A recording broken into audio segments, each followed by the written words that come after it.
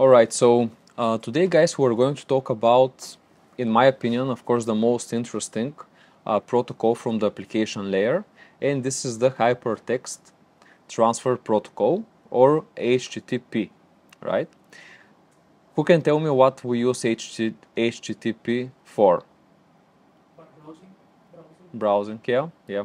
So we use it to communicate over the networks, right? So let's say if you want a page, to access a page, we send in an HTTP request to the server that has that page, and then the server returns us an HTTP response with that page, so we can see it in our browser and use it. Pretty straightforward. Okay, and this is exactly what I said. So this is how it works. If you imagine that this is your network, the client, this is you, or the web browser, we do a request to the server, and then we simply get a response, right? Okay. So there are two main ways for us to use the HTTP. The first one is with non-persistent connection, and the second one is with persistent connection. So what's the difference between those? Here you can see them.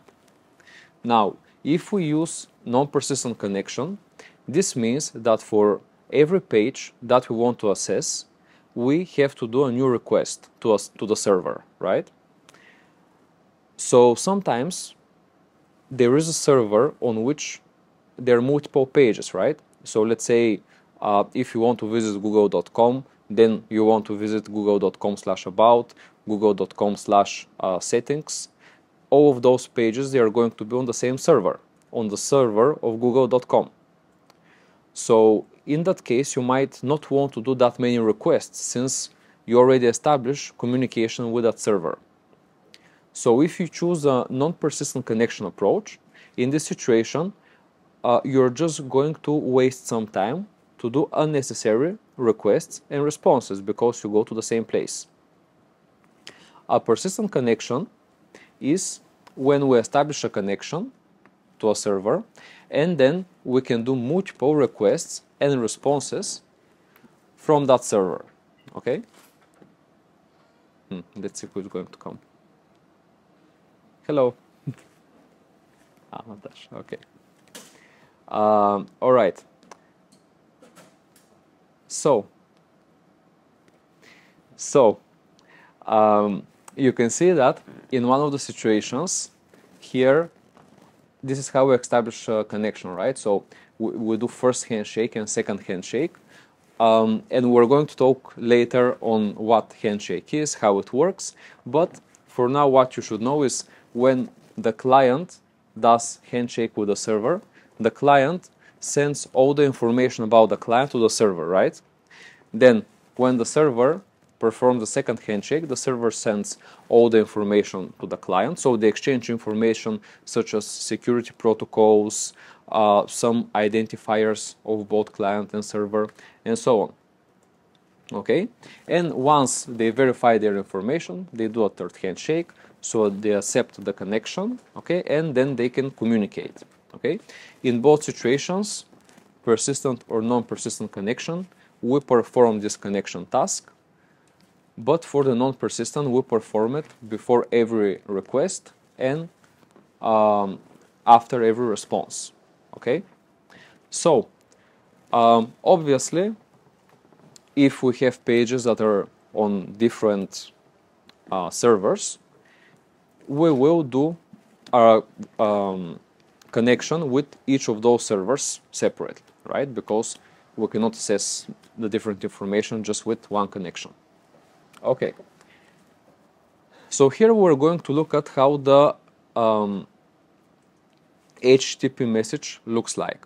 So first of all, the HTTP protocol is always located, hello, yeah, come in. It's always located on port 80, okay? So this means that when you try to communicate with a server, you can just provide the IP address and the server already knows that you're going to make a connection on port 80, which is the HTTP port. Okay, but what is inside the message? So first of all, just to talk a little bit about the message representation in computer science, if you haven't seen that structure. Normally, when you communicate, every single type of protocol is using a message which has some unique capabilities depending on the type of the protocol, right? So this is how the message looks like. Normally a message has two main fields, okay? The first one is called the header, okay? Where we have some basic information about the type of the message. So what's the protocol, in this case what's the method and so on. And then you have the body, which is normally, let's say in this case, is going to be the information about the web page. Okay, this is just like how I showed you before, if we compare a message with an envelope, right? The header is going to be what's written on the envelope, and then the message will be what's inside. So here, let's see the different elements of the HTTP message. So first of all, here the request line is very important, right? So in the request line, we're specifying what is the HTTP method, what is the URL, okay, which the URL refers to the IP address, right? And what is the version of the HTTP protocol. So we want to make sure that both the client and the server understand the same version of HTTP. So now I have a question for you. Do you know any HTTP methods? Get, post, okay, good, yep. Yeah, so exactly, the most popular are get and post actually, right? And put, of course. So what those methods do? The what, sorry? Oh, yes, exactly. So those are used, of course, in the REST APIs when you want to do some request to a server, okay? And, okay, so why do we need methods? We need methods, yes, so we're changing the data with post, right? We're putting new data or new page with get, with put. So we need to specify the method because we want to know the purpose of the HTTP message that we sent, right? So the server wants to know, do the user want to see the page? Do the user want to edit the page? Do the user want to create a completely new page? Or maybe the user want to delete the page, right? So this is why we separate the HTTP messages to request and response. And so the methods are going to be in where? In the request or in the response? In the request, right? Yeah. So there we have the methods because the client wants to say what method they want to use. All right. In the request message, there are also some additional lines, and those are called header lines. Those are very simple. So this is if you want to specify, for example, let's say you want to post something, you want to post a picture, right?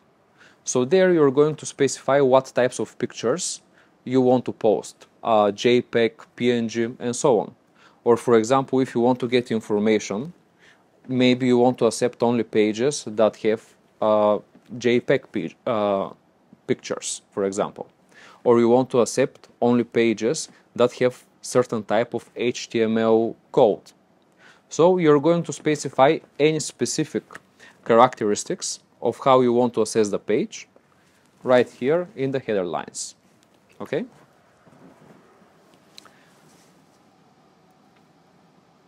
So normally the body, when you're doing HTTP request, in many cases it's empty because most of the time you just want to read the page, right?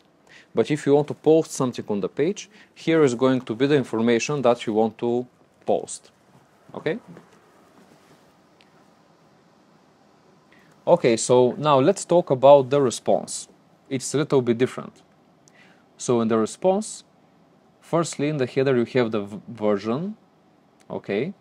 And then actually the most important element here is the status code, okay? So I'll ask you the same question. What type of status codes do you know?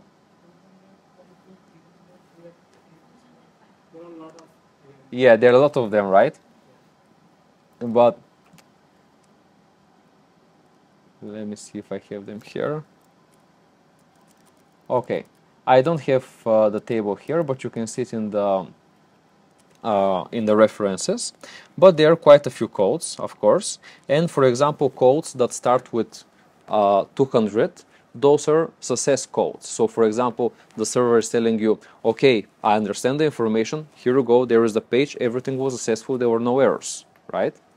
There are other codes, for example, the code 300, 500, they're codes that indicate that there is some error, whether on the server side or on the client side. Okay? Okay, so this is a typical example of HTTP communication. And this is, I think in that case, this is if you want to get some information, yeah. So we're going to send an HTTP message, and we're going to use the method get, so we want to get a page, or in this case, we actually want to get an image, right? Using the HTTP protocol, we specify the version, and we say that we only accept images that are GIF and JPEG. So now the server knows to provide us only with this information. So the server will send us the response 200, that everything's okay. Okay, we're gonna get some information about the server right here, and here in the body we're just going to get the images. You also saw that the HTTP protocol can be used not only for accessing web pages, but can be used for many other things, right? It can also be used for file transfer, it can also be used for web mail, and so on. Okay, and this is another example if you want to create a new page on the, or actually in this case to create new images on the server. So we do a request to a server, can I post images that are of this type? Okay, then the server says okay, so the server accepted the images and they got uploaded. So sometimes when you want to use certain information, it also really matters if you get the information on time, right? So if you get an information that the Apple stock is going to increase with 20%, there is no point of purchasing the stock if this information is no longer relevant. So you got it a little bit later because it's already up, so you couldn't buy, right? And for this reason, we also have some conditional requests with the HTTP.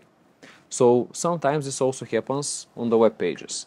Sometimes you want to post information only if some condition happened, or you want to get the information of a web page only if the web page, for example, was updated in the past 1 hour. So in the header lines, you can also specify that. Okay, so you can say if the page was modified since this date, then get the information. All right, so the next thing we're going to talk about, and I think we talked about it a little bit last time, is about cookies, right? So who can tell me what cookies are? Okay, so they save data on the browser. Yeah, yeah, exactly. So, and the cookies, they stay on your browser, right? So they are installed in your browser. That's why sometimes, let's say, if you go to your settings, you can choose, let's say, to delete the cookies, right? To release some space on your browser. Okay, so here you can see also some examples on why we need cookies and why cookies are good to be stored. So normally cookies are used when the website needs some specific user information. Let's say when you log into a website, right? Next time when you access the website, you would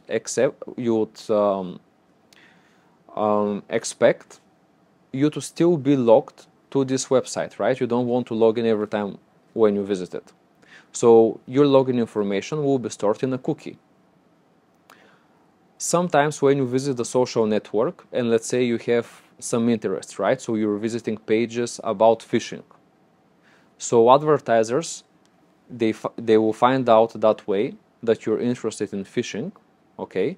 So you're going to have a cookie. The social network will save a cookie on your browser that you're interested about the topic fishing.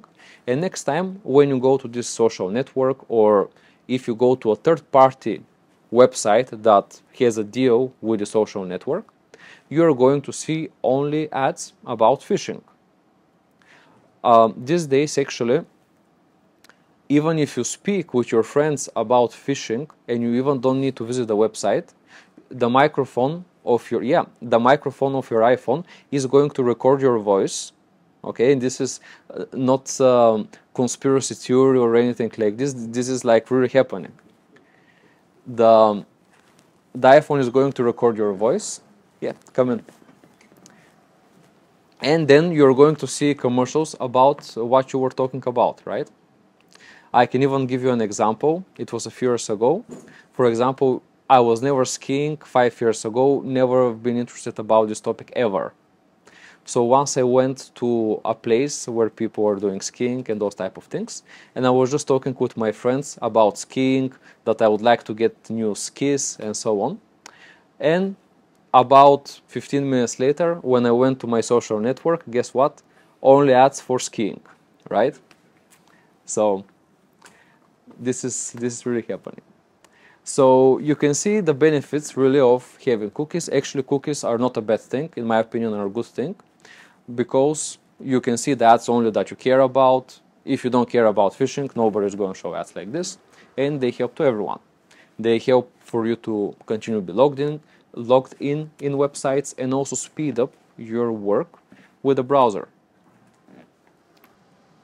Okay, yes, and those are the things we were talking about, different situations for which you would need to use cookies. We just missed talking about the e-commerce. This is, for example, when you go to a website, sometimes you even don't need to register. But when you add items to your cart, then later on when you visit this website, the items will still be there because you have a cookie on your browser. Okay? And this is just a quick sketch on how everything works with the cookies.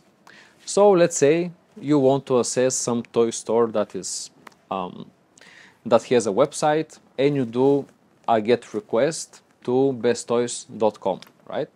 And then you start searching some information, maybe you put some items on the cart, and so on. So what's happening on the server side? They can find out your IP, okay, and they can find out your location, the location of your device. So once they do that, they create a user ID by which on their own server they store your user information. So once you get the response with the page, okay, and the different pages, then the server is not only sending you the response, but always sends you this set cookie, right? This additional information, and then you create a cookie on your browser. Okay, so the cookie has exactly the same ID as the ID on the server. That way, the server can always recognize when you visit it. So next time when you access a server, okay, you go to the website and then you send a request, but with that specific cookie, so the response that you get is exactly related with what you were searching for.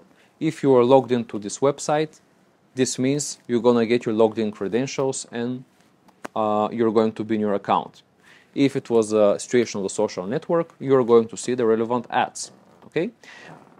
And no matter how many times you do requests and responses, this cookie will not only be used, but also it will be updated every time. So every time you add something to your cart, the file on the server side will update, and also the cookie at your site will also update.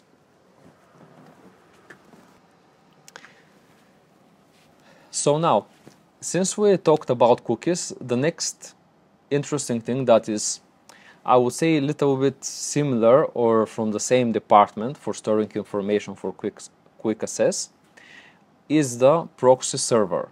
Okay, so as you can see from the description there, the proxy server simply copies requests and responses. So why do we need another server to copy the requests that we do and the responses that we get? Why do we need that? Any ideas? Alright, so it is true, when the server is on your site, you have more security control over it. Okay, so this is a good reason. But there is even stronger reason to do that. To prevent what? To search fast. Yeah, yeah, so the main reason is speed. Yeah. What kind of search we... Yeah. So the main reason, the main motivation for proxy servers is speed. Okay, so sometimes, actually every time, it depends where the physical server is located that you need to access. For example, if from here I try to access a server that is in Australia, it will take me longer time. Okay, I know that we're thinking, okay, if I access something on the web, it happens instantly, right? I just see my monitor and that's it. But if you try to access server in Australia, it's going to be way slower comparing to if you access a server in US, or if you try to access server in Fitchburg, for example. So this is the exact idea of proxy server. So when I want to access a web page, okay, this web page might be on a server that is far from me, or might not, okay? But when I do a request, the idea is, let's say I do a request to this server, and this server is giving me a response. So the response is first going to the proxy server and saved there. So next time, when I want to do a request to this website and I try to do exactly the same thing, I will first check the proxy server and I will see, is that information already on my proxy server? Okay, if it is, then I can access it and it's going to be way faster. That way, we speed up the process when people access internet. Also, we reduce the load on the web server that we accessed previously. So this means that every time when you want to access a web page, firstly, you send the request to some local proxy server. This proxy server checks if there is a response, okay? And if there is not response, the proxy server then becomes a client and does requests to the actual server where the page is. If the page is there, then the page goes back to the proxy server saves it, and then it is sending it to us. So next time when we want to do the request, the proxy server will have the page, so we will be able to access it way quicker. Okay. Alright, so this is pretty much how the HTTP works and how we can access pages using the HTTP protocol. Now the next thing that is very tightly related with the HTTP is the domain name system. Okay, so here is the thing. HTTP doesn't understand names. HTTP doesn't understand, let's say if you provide the name google.com, okay? So we need another way to connect the name google.com with the IP address, which is, 169.198.51.0, right? So let's say this is the IP address of Google, and also we have the name google.com. So how do we assign the name google.com to this IP address?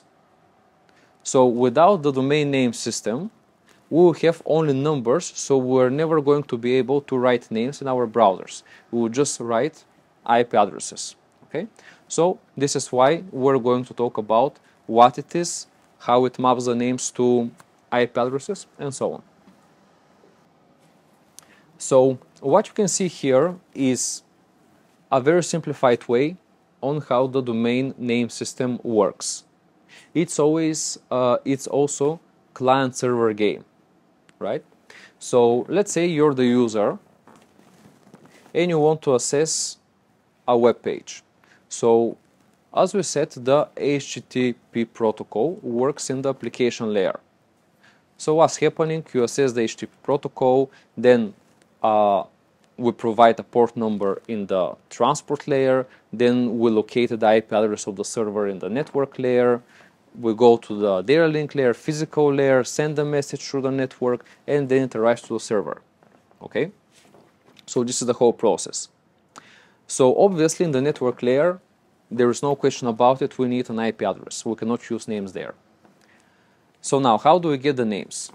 So what we do before going to the network layer, okay, of our communication, we first are going to do another request response type of game. So let's say I want to send a request, and before going to the network layer, I will send a message to a DNS server, and a DNS server will have mapping between IP addresses and names. Okay, I will show you how this is done. So we do a request to the DNS server. The DNS server is telling us, okay, this name equals to this IP address. Okay, we get the IP address. Now we can go to the network layer and we can actually make the communication. Okay, so this is the idea. All right, so far we established, obviously, the DNS assigns names to IP addresses. But assigning names to billions of users is not really that easy. We need to have some algorithm in order to be able to do that, especially in order to be able to do that automatically. Okay, so there are two main concepts in assigning names. Okay, one of them is just assigning a random names. Okay, so this website is Orange, this website is Apple, this one is Apple One, and so on. Okay, obviously that is not going to work because there will be a chaos, and also there is no server in this world that is able to have so many names of billions and billions of websites. Okay, so for that reason, we decided to do it in more hierarchical way. Okay, and as you can see, we, instead of having each name, okay, as a separate entity, we're going to do the following. Firstly, we're going to create a node which will be equal to 0 or dot. Okay, then from this node we can have another one that is the com node. We can have also the org node, for example. Okay, so this node will have the name com, this will have the name org. And then every website that is registered on the com node will have another node under it. Okay, so it's sort of when you start going up, okay, you can actually get the full name of a particular website. Okay, so each node, as you can see, can have maximum 63 characters, which means this is the maximum name of a node that you can use. Okay, so let's see how this is actually done. So you mean when you put it in the Google search or in the browser? Just in the browser, Google. Okay, so for example, what do you put there? Let's say. Just database is a like where you can show the data. So the definition I put over here. Okay. So you mean, let's say, it's not a name. Where the site has that definition, that site will pop over there. So if you put a name, okay, you always use a domain name system. Okay, so you always have behind this an IP address. Otherwise, you cannot access a certain database, right? Even on your own device, if you have a database, let's say on your own device, you have the database there, and you have an app that accesses this database, you still need to have some sort of IP address so the two processes can communicate, the process of the database and the process of the application, right? So yeah, you always have behind an IP address, that's for sure. Okay, so of course the domain namespace is the one that we're using in the internet, right? In the application you might have some different mapping on what this IP address, to what name it is related to. Okay, all right, so let's now distinguish a little bit between what is label, what is domain name, and so on. So as I said, every node has a label. Okay, so let's say the edu node is a label. Okay. Then let's say if we go further, we can have another label called top university. Okay, so if you want to go to topuniversity.edu, okay, so we're gonna get this label, we'll add a dot, and then we'll move up. Okay, so as you can see, the domain names are sort of the combination of all the nodes up to the root. Okay, so if we use a domain name that is completed up to the root, okay, this is called a fully qualified domain name. Okay, if we take just some of the nodes but not up to the root, okay, then this is a partially qualified domain name. Okay, so domain name, as we said, is this whole thing, and up there. Okay, and what a domain is called, so the domain is everything under the com, right? For example, so let's say google.com, youtube.com, and so on, they're all under the domain com. Okay, you can also have, for example, google.com/about, for example, or no, let's say apps.google.com, okay, is going to be under the google.com domain. So we can create another domain called google.com, and then every page within this domain, like app.google.com or anything else, it is just going to be in the same register. Okay, so the fact that we have this node approach enables us to have different servers to be responsible for different parts of the domain name. So for example, you can have a root server that keeps track about all the servers under it. Okay, so this root server doesn't need to have the information about all the subdomains and so on. This server just needs to keep track about all the servers under it. So the com server, the US server, the edu server, and so on. So you can imagine that in the root server you just have one file that is saying, okay, you can find the com server on this address, you can find the edu server on this address. Okay, so everything that is recorded in this file, okay, it's called that this is the zone of that server. Okay, so the zone of the root server is going to be the mapping of all the servers under it. Okay, so then for the edu node, we're going to have edu server that will have information about where all the edu pages are located. Okay, so you can see that now we don't really need to have one server to have the information about all the names that exist in the internet. We can distribute that over multiple servers.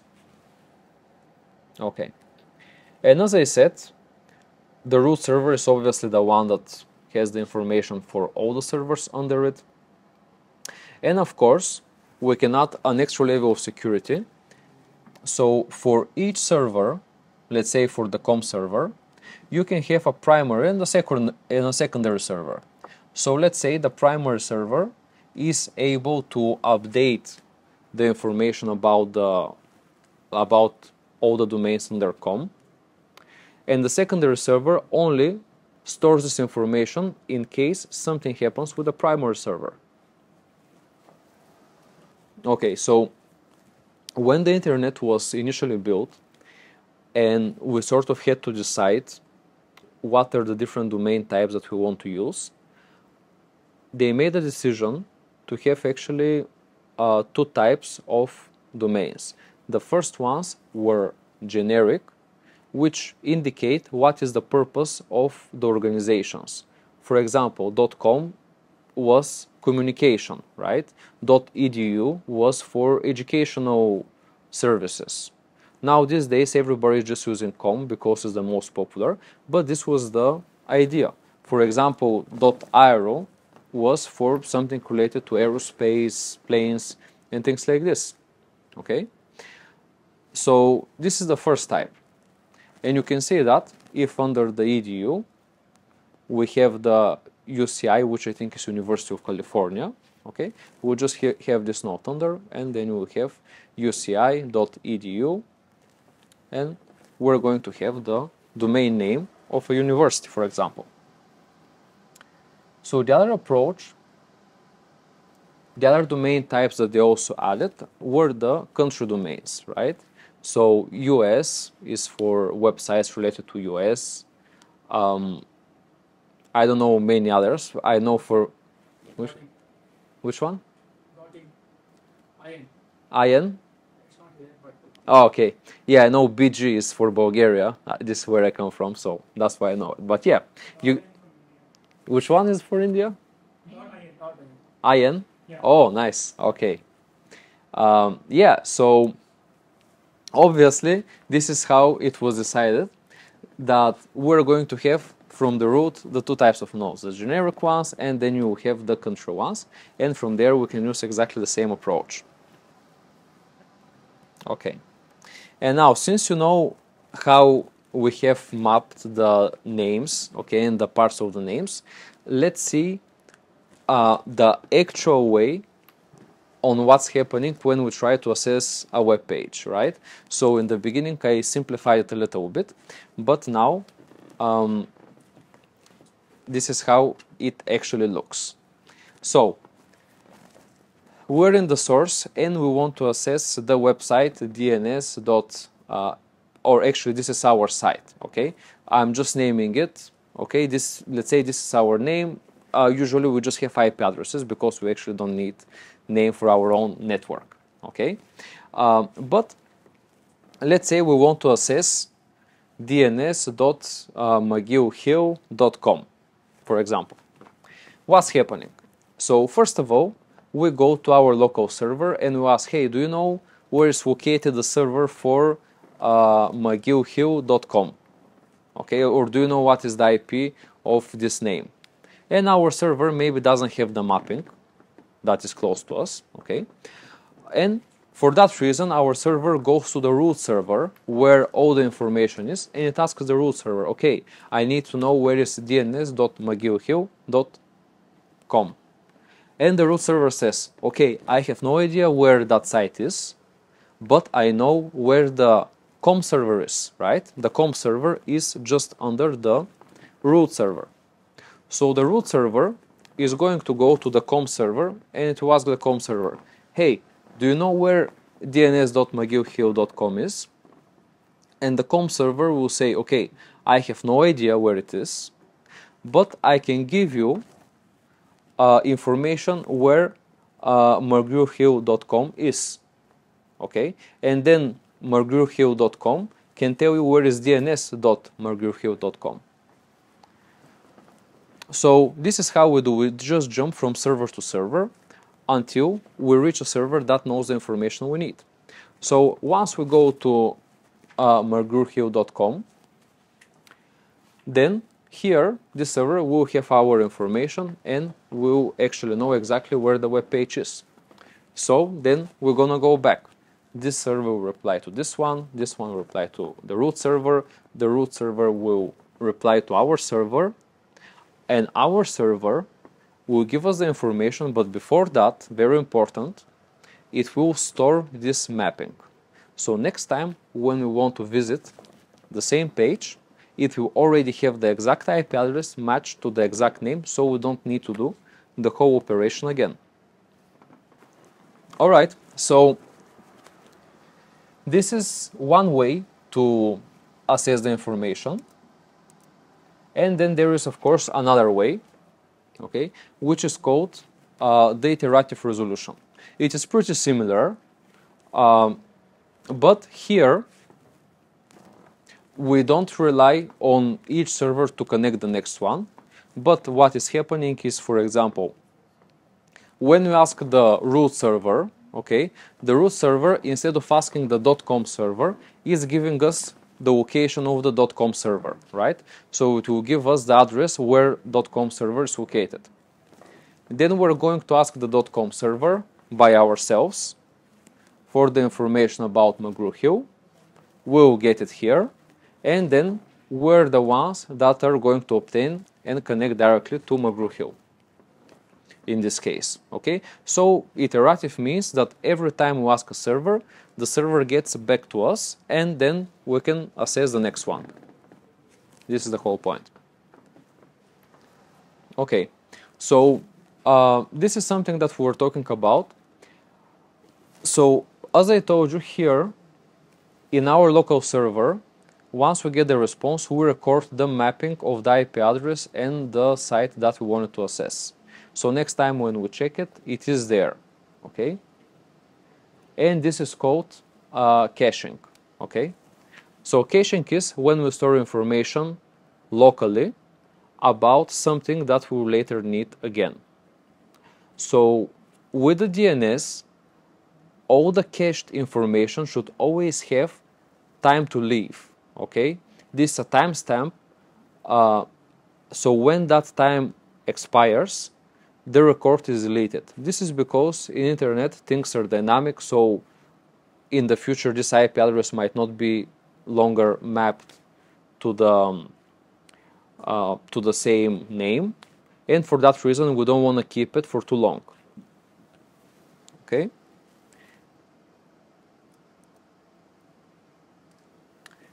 And here you can see what are the different records on the DNS packet, okay? So obviously you can see that one of them is the time to live, okay?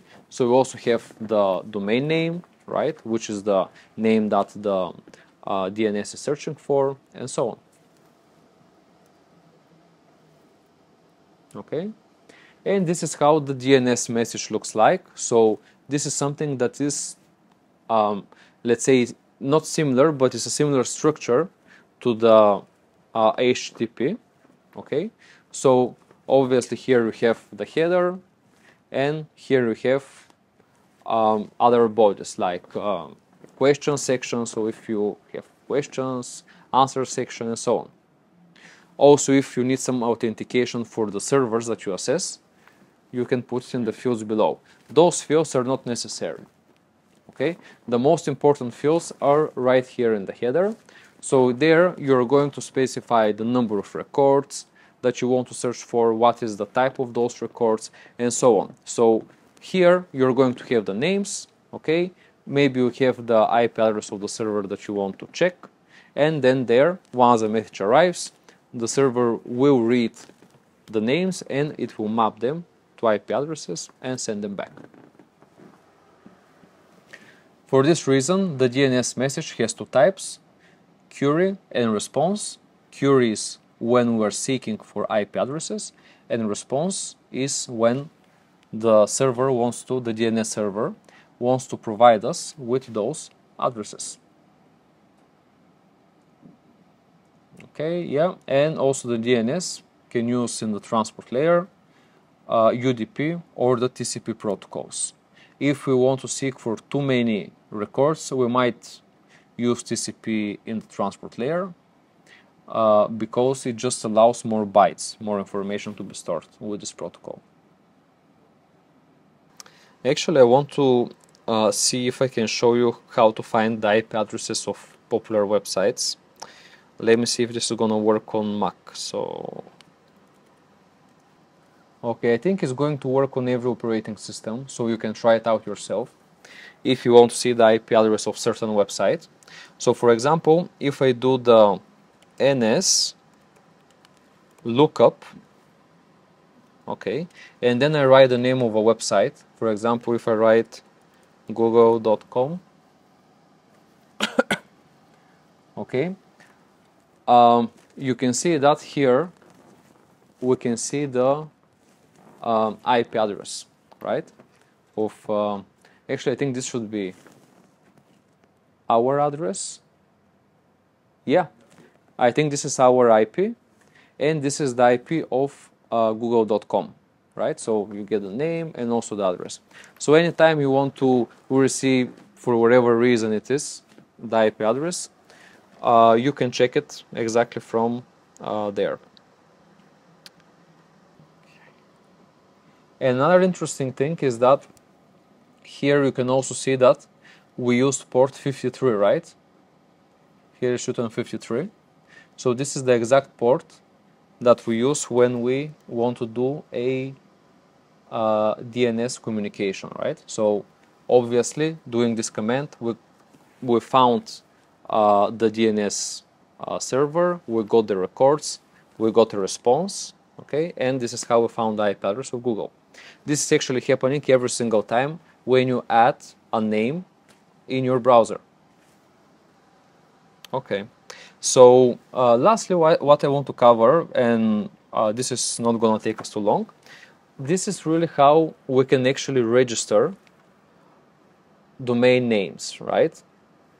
So the domain names are normally registered with some global register, right? This is called Simple Dynamic Name System, okay? So this is a protocol that allocates IP addresses to domain names. Normally this is also done with DHCP server. Does anyone know, by the way, what is DHCP server? Oh, so what is DHCP server? Any ideas?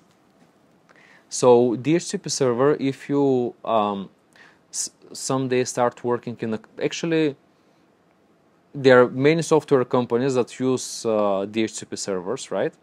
Those are used to assign IP addresses to machines. Sorry? Yeah. So this is a little bit different, right? So GoDaddy will use a DHCP server in order to map a name, in order to actually, it will use a DHCP server to find you available IP address, okay? And then it will map it to a name, okay?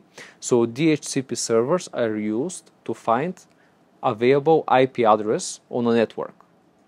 Why they use it in the companies? Because, for example, let's take this scenario, okay? So I have the university network, okay, and I want to add a new device into that network. I want to set up a new computer, right? A new computer inside the university network will have a specific IP address that is available just from our network, okay? So how is this IP address assigned? How do we know if there is an IP address available? How do we find an IP address that's available? We don't want to type manually every time a new IP address when we set a new device, right? We need to do this automatically. So every network has a DHCP server that finds available IP addresses and allocates them to a specific device that wants to have a new IP address.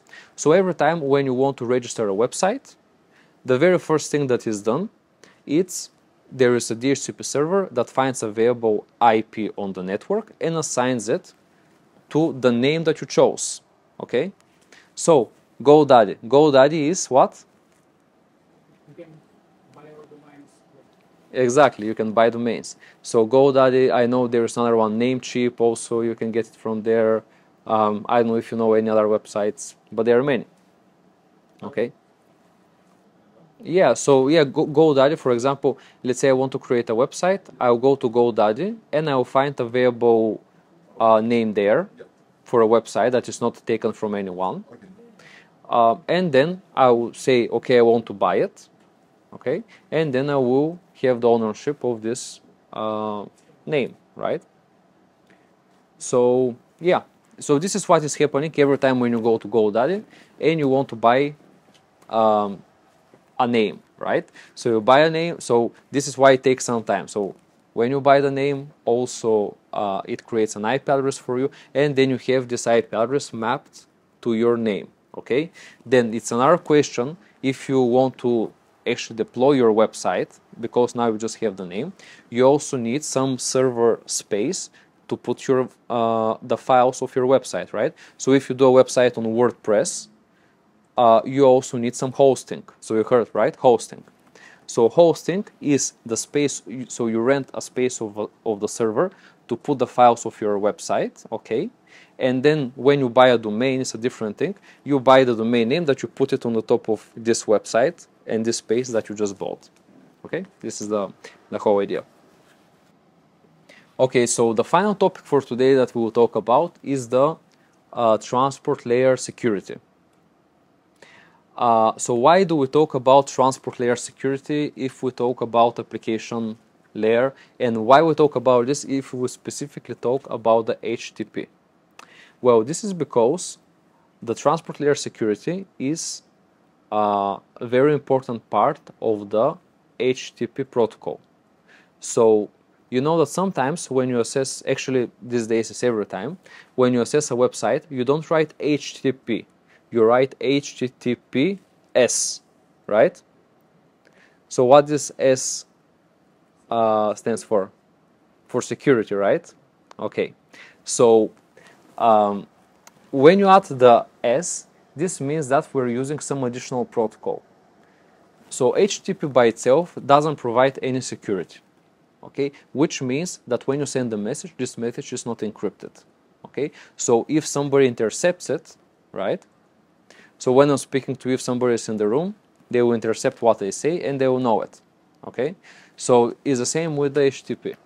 If somebody intercepts it, they will see information. So you need some protocol to encrypt this information and to make sure that only the parties between the communication is done. Only those parties can read and understand what we're talking about. Okay. Okay. So the HTTPS means HTTP plus SSL protocol, okay? So we use both of those protocols so in the same time we were able to browse and be secure, and everything is encrypted. Okay, so what the SSL protocol is doing? So the first thing it does, when you send a message, the first thing it does is it fragments the message. So it divides it into smaller pieces, okay, and sends it over the network. So that way, if somebody gets only one of the pieces, they don't know what's in the other one, so they cannot understand what's going on. Okay? There is also the option to compress the messages, so to reduce their size, but this is not as necessary. This is something optional for this protocol. Okay? Then, message integrity.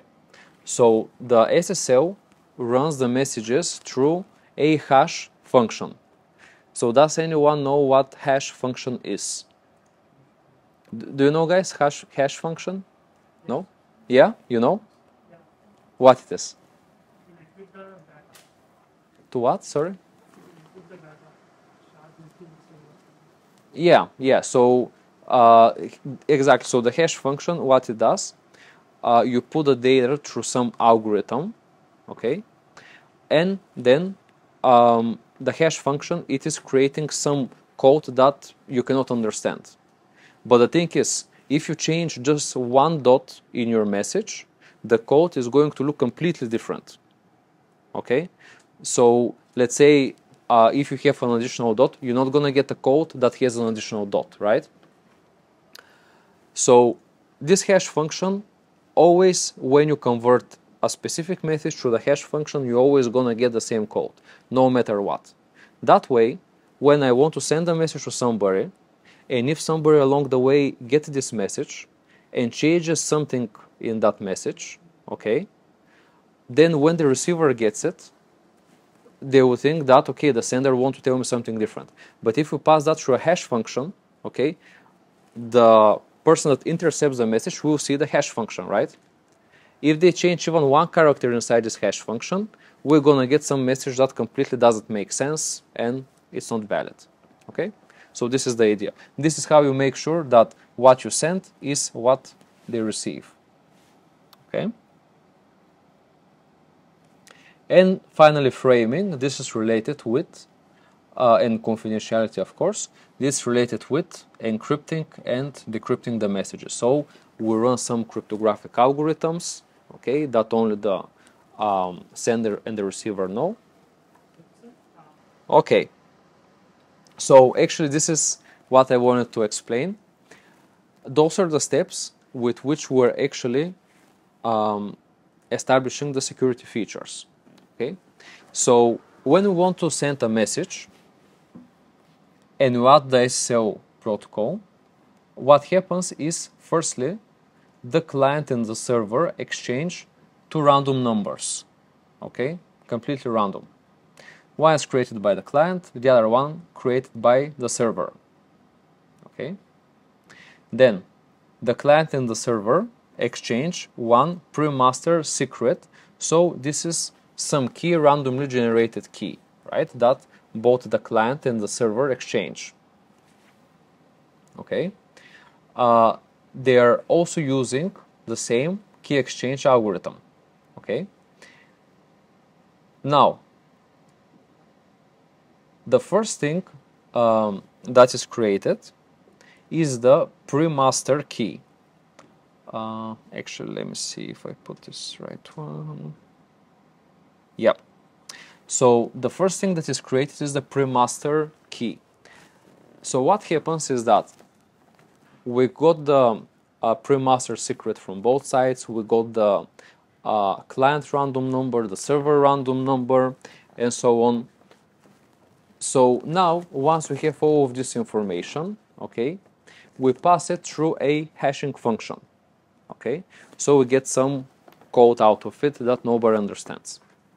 Once we do that, okay, we again use the pre-master key and wherever we got here, okay, and pass it through another hashing function, a different type, MD5. Okay, so once we do that, okay, we also add some random text, as you can see, so we can have different versions, okay, of the resultant hashes. So we get multiple hashes and we combine those into 48 bits master secret. Okay, so once we get the master secret, we are repeating the process to create the key material. Okay, so again, we get the master secret, we have the random numbers, okay, and we do exactly the same thing. Okay, so you see how many steps and how many layers of encoding we are getting. And finally, when we get those hashes, we finally have the key material. Key material is just a very, very long code that you cannot understand. But since the sender and the receiver, they chose the random number, so they know them, okay, they can actually decrypt this code and understand the message. Okay, so once we have the key material, it is broken in 6 pieces. So we have the client authentication key, the server authentication key. So this is a client initialization vector, and this is the encryption key, right? Client and server encryption key. Okay, so we use this key material in this procedure in order to create keys for authentication of the client and the server, encryption and decryption, okay, and also initialization vector. So when we initialize communication, we use those keys, so the client and the server provide their initial information, right? So we can use now those keys to communicate between the client and the server. All right, so when we're doing all of this communication between the client and the server, we can define two different types of communication. So those are the session and the connections. So during one session, we can have multiple connections.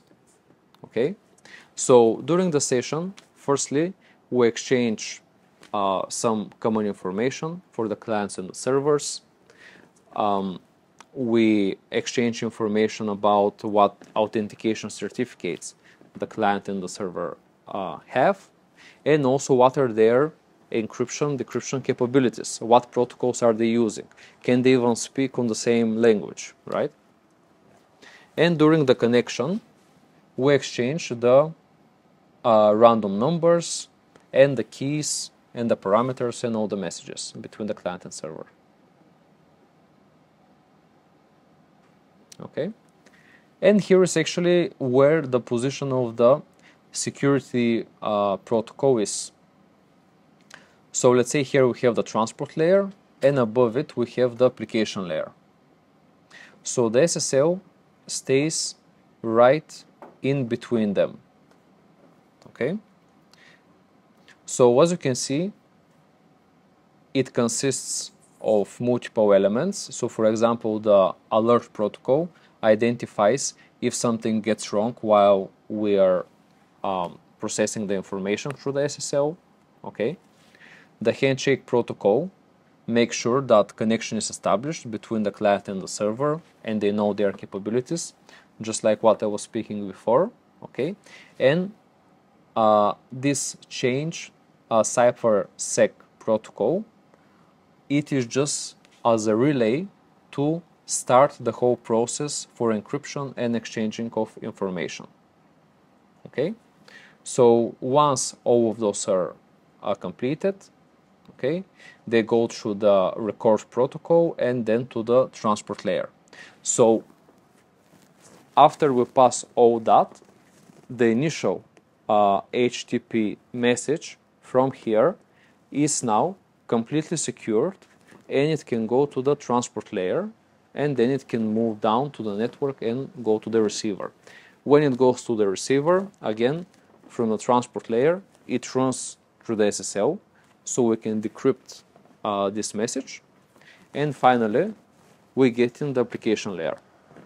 That way, for example, if you go to pages that are just with HTTP, it is never a good idea to put personal data, credit card information, or anything like this. I think these days even the browsers, they're going to notify you if the page is just HTTP. It doesn't have the SSL protocol, because that means that you completely forget about this. We have no encryption, okay, and we're simply sending a plain text from the application layer to the transport protocol, which means that everybody can get your data.